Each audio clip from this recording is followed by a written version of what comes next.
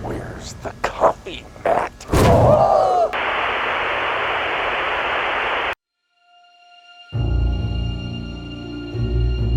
Hello, Internet! Welcome to Film Theory, the show that reminds you that all the creepiest pastas came from the 1980s. Hulk Hogan, he's got Pasta Mania in the Mall of America. I want to try to get a word with him. Pasta Mania has got all my Hulkamaniacs running wild. And I've eaten so many Hulkaroos and Hulkayoos, I kind of feel sorry. Fun fact, that restaurant would go on to receive 3 Michelin stars. Well, I hope you carbo-loaded on that Pasta Mania, Hulkamaniacs, because tonight we're no-clipping once more into the Backrooms, the analog horror series right here on YouTube, produced by Caine Pixels. Last time we wandered through these jaundiced hallways, we were looking for a means of escape, a way to survive the endless maze of humming fluorescents and soggy carpets. But today, we're looking for something different. We're looking for lore! Specifically, we want answers. At this point, Caine's series is 3 months old, and in that amount of time, he's given us 10 videos full of creepy mysteries for us to chew on. What are the Backrooms, really? Did humanity create them? Have they just been a parallel dimension all along? And what about the dead man that we find hidden in the middle of the maze covered in a violent explosion of black? Who is this guy? What is this guy? And most importantly of all, should we be concerned about that monster roaming the halls? Probably, right? Usually a giant roaring threat is something to be concerned about. So throw on your hazmat suits, friends, and grab your tow lines. Today, we're going in deep.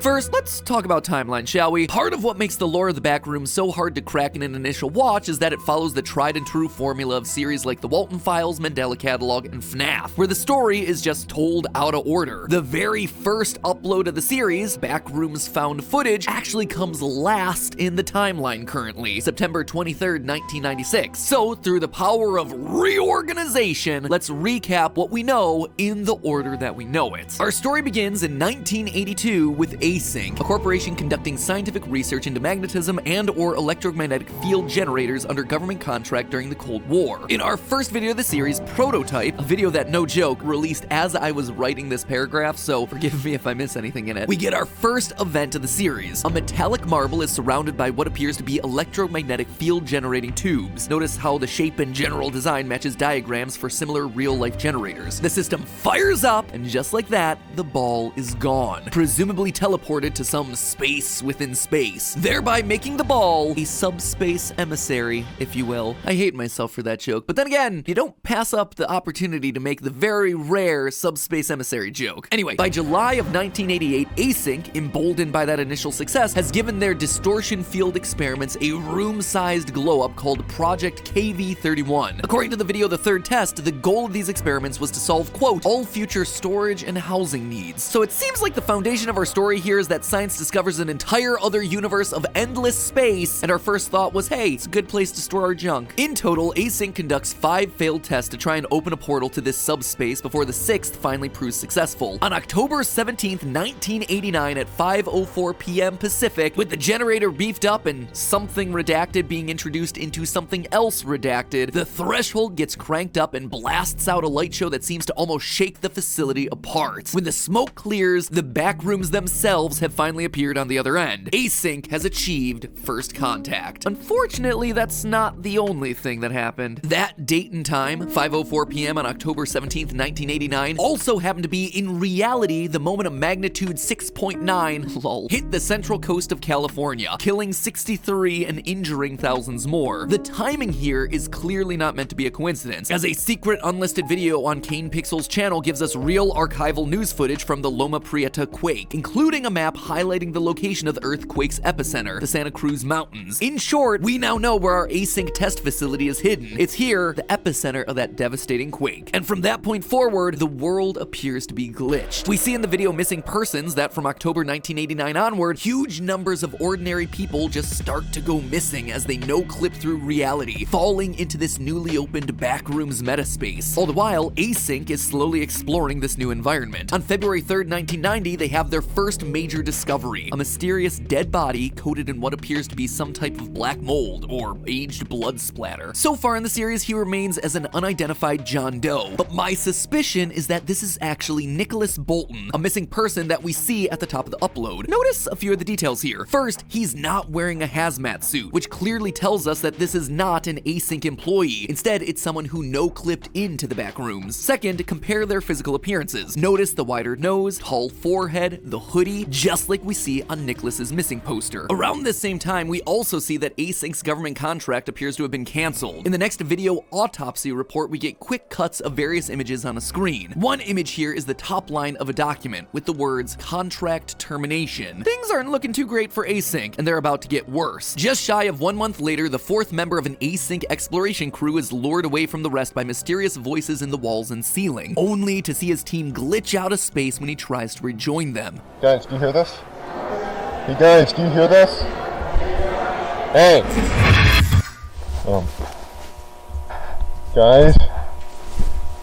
George? Now lost, he wanders the hallways, stumbling across a bizarre theater with burned remains in the middle of the floor, as well as a smaller crawl space with non-carpeted floors, forest print wallpaper, and the facade of a house with farm equipment out front. As he continues his search, we see what looks to be an exit into an Async control room, considering his keycard works on the door and his sounds of relief. But it winds up empty, and his presence triggers a red alert. End of upload. About a week later, on March 5th, Async rigs cameras to motion sensors to capture the action of what's going on in the Backrooms while people aren't there. We see Async crew members constructing more walls. Yeah, cause that's what the Backrooms needed. More rooms. Humanity, you dumb. Later that night at 3 a.m., the cameras capture a bizarre dark shape that seems to be moving along the walls or the ceiling. Looks like the Backrooms monster's been watching some YouTube videos. Don't explore the Backrooms at 3 a.m. Asterisk scary. Asterisk you will cry. Asterisk shooketh. Which then brings us all the way back to the first ever upload, Kane's original found footage video. In 1996, a young cinematographer named Kane no-clips through the ground, falling into the Backrooms, where he encounters some kind of monster that attacks and presumably kills him, sending his camera falling through yet another clip and back out into reality. If you go frame by frame during this moment, you can actually see Kane's whole body here being attacked by the monster as the camera falls. It's a very cool little detail that I noticed. So anyway, that's the story that we've gotten thus far, but it leaves plenty of major questions for us to speculate about. What's the nature of the Backrooms? What is the monster roaming the halls? Why are there voices and farmhouses hidden inside the walls? Well, let's start with the monster. Is it human? Doesn't appear to be. You can probably also eliminate animal and bird. An insect? Nah. Maybe some kind of robot? It looks a little bit like one if you squint, but then again, I've always got animatronics on the brain, so I'm a little bit biased. I've seen some people suggest that it could be a ghost or an energy monster. No, energy monster, not monster energy. Regardless, we can eliminate both options because it has a physical form. It is able to throw objects and grab Kane. No, I think the Backrooms has already told us what this thing is. It's a mutated bacteria. Now, I know, bacteria are supposed to be really small, literally microorganisms, whereas the Backrooms monster is anything but. However, one thing that bacteria love to do is form colonial organisms, animals that are actually groups of smaller animals all Voltron together. TLDR, I think that is what we're looking at here. A colonial organism composed of bacteria, possibly one that's been further mutated by exposure to human DNA, specifically a mutated strain of Hay bacillus. That may seem specific, but there's a definite reason for it. You see, after Async discovers the mysterious dead body, they conduct an autopsy report on it, confirming that it's been decayed at uneven rates due to having been overtaken by a mutated strain of bacteria. It's like portions of the body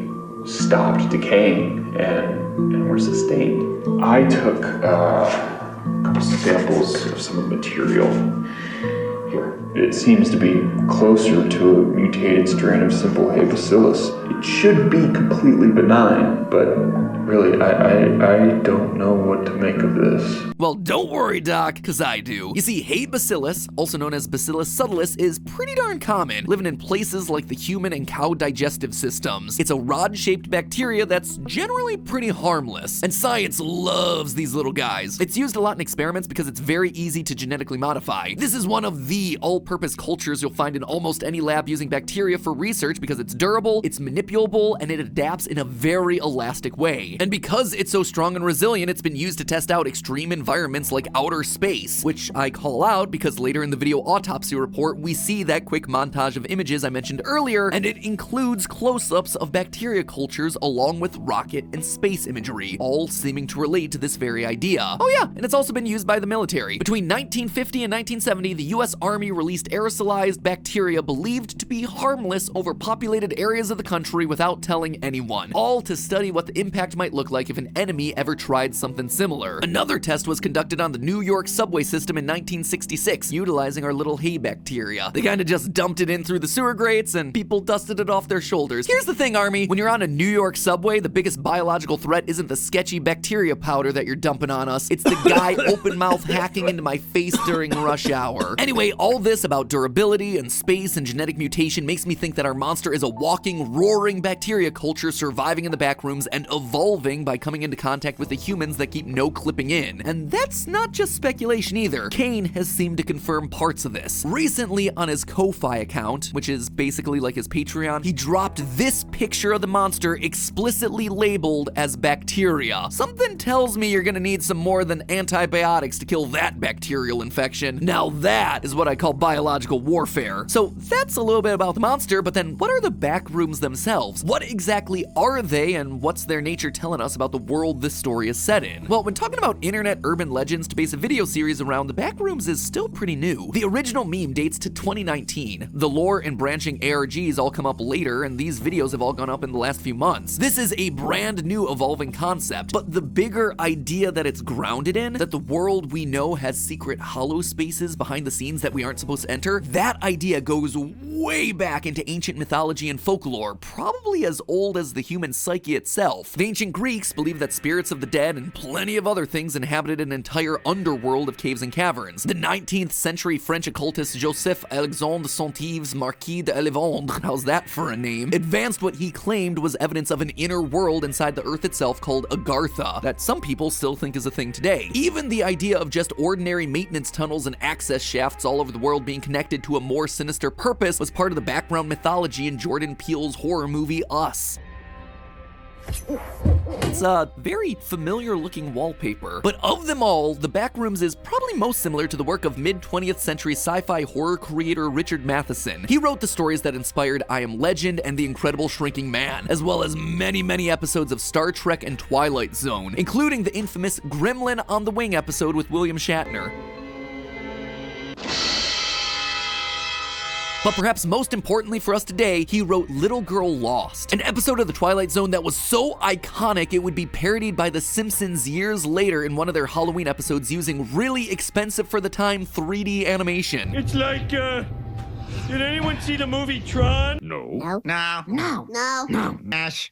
No. In both versions of the story, a character accidentally finds themselves passing through an imperceptible rift between our dimension and another, unable to find their way out, getting lost in a vast, confusing, repetitive maze. Sound familiar? Really similar to the idea of falling into the Backrooms. In fact, the only real difference between all these stories is the terminology involved. For the original Backrooms lore, they say that you've no-clipped through reality, a phrase borrowed from video games to describe when solid graphical elements pass through one another in a way that the program doesn't intend, resulting in a player character ending up in an empty space outside of the quote-unquote level box. This sometimes allows you to skip around and cheat, especially when you're talking about older games when developers were still figuring out how to make 3D work. Now, Kane Pixels' Backrooms has yet to make any explicit reference to this. We have never heard the phrase no clipping, and we have not once seen any references to video games or digital worlds. In fact, Kane's series has taken the general concept of the Backrooms and layering on a science fiction rationale to ground it in a very believable reality. And yet, that the video game stuff, I think this is exactly what he's building towards. And the key is right here at 5:45 in the very first upload. Check out the rope. It's sitting there, just sitting right there. At first, I thought nothing of it. It's just garbage on the ground, whatever. But then 1 month later, we get this at the midpoint of informational video. As the lost async employee explores the smaller crawl space with Forrest wallpaper, he stumbles across the facade of a farmhouse, and near it is this, an axe leaning against the wall. Again, a singular object just sitting there alone, waiting to get picked up. So we're wandering through a maze made of geometric shapes and repeating textures, stalked by a monster, and random useful objects are just sitting there out in the open on the ground, waiting to get picked up. No real context around them. It looks a lot to me like a video game, the kind of video game you might no-clip in or out of. To me, this whole area with the tree texture wallpaper, the facade of a house on the wall, the random old-time farm tools that just look slightly geometrically off, this looks like the exact way older 3D video games, I'm talking PlayStation 1 era, would use polygons and flat textures to try and render outdoors and nature settings within level box designs. They would paint the walls to look like trees. They would paper the sky blue with textures. They would stick a house facade onto a giant rectangle to surround the door that they want you to go into. Check out the wheelbarrows, specifically the shadows of the wheelbarrows. Notice how they don't really move or shift position as the bright flashlight beam moves? While this certainly could be just 3D animation issues, it also reflects how many early video games couldn't or didn't use dynamic shaders. Shadows, if they existed at all, tended to be fixed and painted onto textures. This saved on processing power, but also gave objects a bit of a flat look. There's even a point where our async employee leans in close to the wheelbarrows where it looks like the wallpaper pixel smears into just color lines. Again, like you'd see in a video game with texture mapping on the fritz. So if the Backrooms is indeed the space you go to when you no-clip through the ground, like we see Cain do in episode 1, then we're looking at evidence that reality itself on our side of the threshold is also a simulation. It could very well be that this whole series is just a modern take on the Matrix, a simulation that no one realizes they're in. And when Async opens the door to the Backrooms, they're finding a storage area for the extra unused assets, the procedurally generated worlds, the levels that just haven't quite made the cut yet. As Cain explores the various levels in the series' first upload, we see office supplies and warehouses, but also residential style railings and exteriors of buildings that are clearly indoors. Hardwood floors, repeating filing cabinets. It's a mishmash of random assets, like when you're exploring a library of 3D assets from something like a game engine. All of reality being a simulation would also explain the voices that lure the async employee away in informational video. Listen to the sound.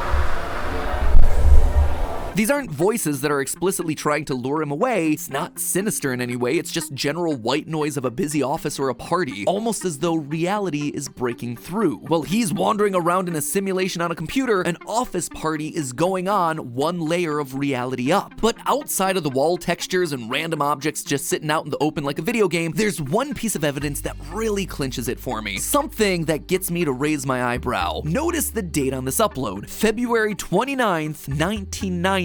Here's the mind blow. That can't be correct. There is no such day in existence. February has 28 days, and 1990 was not a leap year. Hey, you sussy bata. To me, this wasn't a mistake. Cain already picked first contact to happen on a day when a major real-world earthquake occurred. The dates in this series matter. It tells me that we're existing in a reality different from our own. One where a February 29th, 1990 can exist. A simulated reality. And the Backrooms is the boundary between worlds, where the separation becomes just a little bit thinner, allowing things like office voices and, who knows, maybe even a virulent bacteria into the simulation. Am I right? Will Async be able to break through the boundary? I guess we'll just have to wait and see. But hey, that's just a theory. A film theory. And cut.